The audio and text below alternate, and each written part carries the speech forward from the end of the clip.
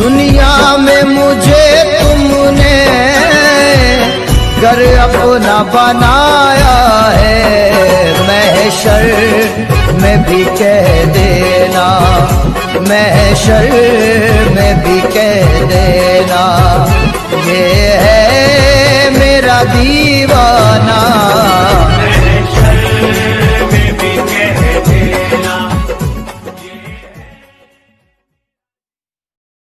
دنیا میں مجھے تم نے گھر اپنا بنایا ہے، محشر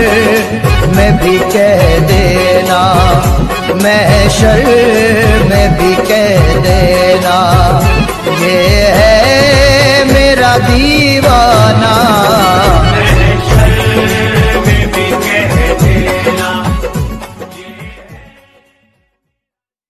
چھوڑ فکر دنیا کی، چل مدینے چلتے مصطفیٰ غلاموں کی قسمتیں بدلتے ہیں، مصطفیٰ غلاموں کی قسمتیں بدلتے ہیں۔ چھوڑ فکر دنیا کی، چل مدینے چلتے مصطفیٰ غلاموں کی قسمتیں بدلتے ہیں، مصطفیٰ غلاموں کی قسمتیں بدلتے ہیں۔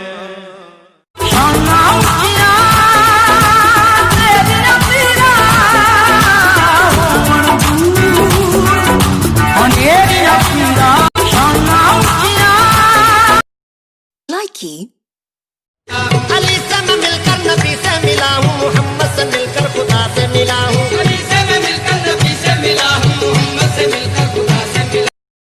ہوں۔ رب العالمین والصلاة والسلام علی سید الانبیاء والمرسلین، اما بعد فاعوذ باللہ من الشیطان الرجیم، بسم اللہ الرحمن الرحیم۔ الصلاة والسلام علیکہ یا سیدی یا رسول اللہ، الصلاة والسلام علیکہ یا رسول اللہ، یا حبیب اللہ، الصلاة والسلام علیکہ یا حبیب اللہ، یا سیدی یا محمد رسول اللہ صلی اللہ علیہ وسلم، محمد رسول اللہ۔ کل ہم نے شروع کیا تھا سورہ بقرہ کا مختصر تعارف، کہ اللہ تبارک و تعالی نے سورہ بقرہ کو مکے میں نازل فرمایا یا مدینہ میں۔ یہ واضح ہو گیا تھا کہ یہ سورہ مدنی ہے، مدینہ شریف میں نازل ہوئی ہے، اور سورہ بقرہ کو بقرہ اسی لیے کہا جاتا ہے کہ اس کے اندر ایک گائے کا ذکر ہے، ایک گائے کا ذکر ہے جو کہ بنی اسرائیل کے ایک نیک صالح شخص کی تھی۔ اور یہ سورہ بقرہ اس وقت نازل ہوئی آقا کریم علیہ السلام کی ذات و برکات پہ جب کفار و مشرکین کا عروج تھا اور اہل مکہ کے اندر بت پرستی عروج پر تھی۔ پھر جب آپ علیہ السلام کی آمد مدینہ منورہ میں ہوئی اور آپ نے اسلام کی دعوت کو عام کیا، توحید کے پرچم کو لہرا دیا، مدینہ منورہ میں زیادہ تر رہنے والے دو قومیں تھیں، ایک یہود اور دوسری نصرانی۔ یہود و نصارہ کا بنا بصیرہ تھا، جب آپ صلی اللہ علیہ وسلم کی آمد ہوتی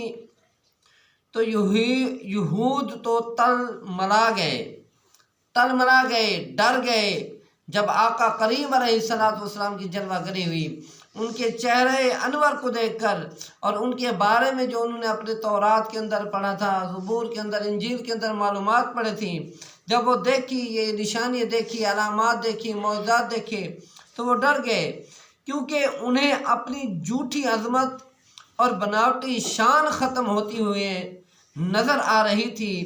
جیسے کہ ایک باطل چیز اپنے عروج پر ہوتی ہے، جب جاء الحق آ جاتا ہے کوئی حق تو باطل مٹ جاتا ہے۔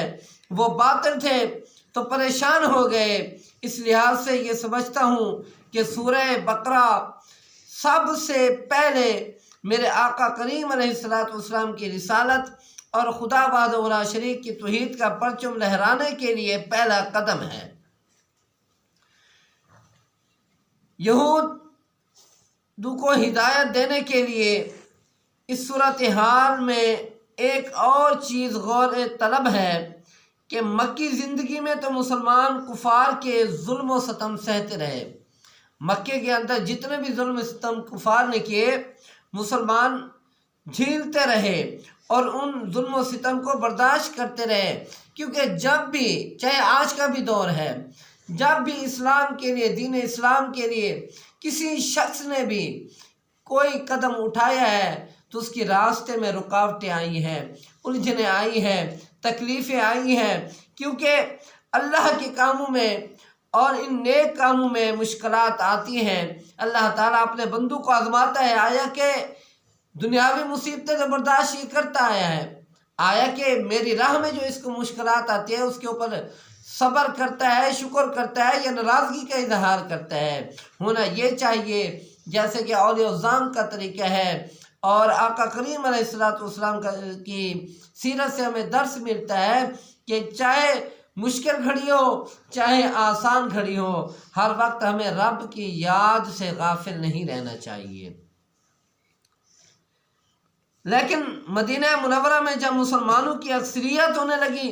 تو کفار نے اجتماعی طاقت سے اسلام کو مٹانے کا عزم کر لیا۔ جیسے کہ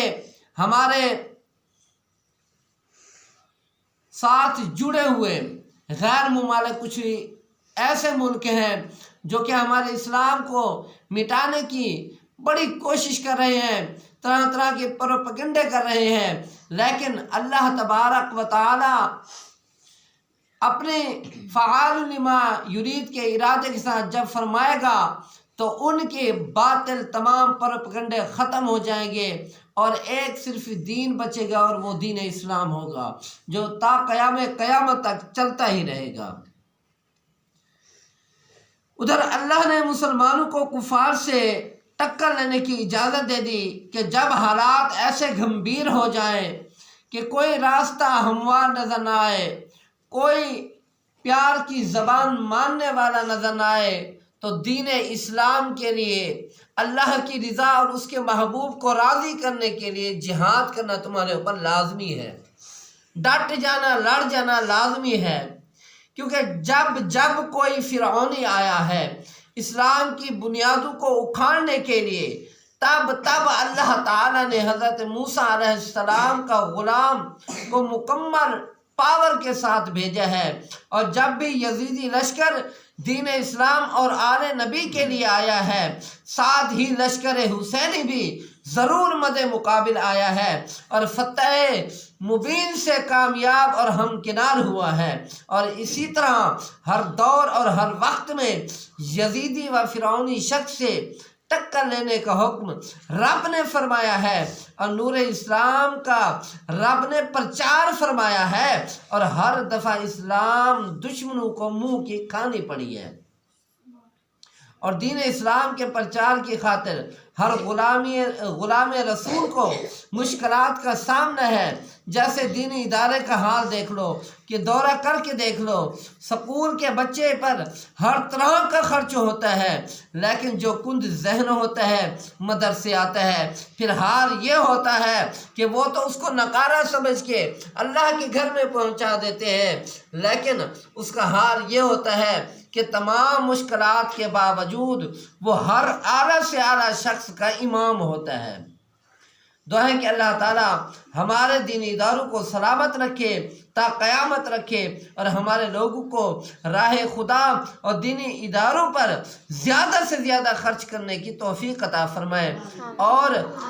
اصلاً جو خرچ خیر ہے وہ یہی ہے، غریب و غربا اور مسافر طلباء کو اپنا سمجھ کر اور اللہ کے گھروں کو اپنا گھر سمجھ کر خرچ کرے۔ دیکھیں اللہ کس طرح تمہارے گھروں کو آباد فرماتا ہے، کس طرح اللہ تمہاری عزتوں کو بلند فرماتا ہے، تمہاری شانوں کو بلند فرماتا ہے کہ آپ کے خواب و خیال میں بھی نہیں ہوگا۔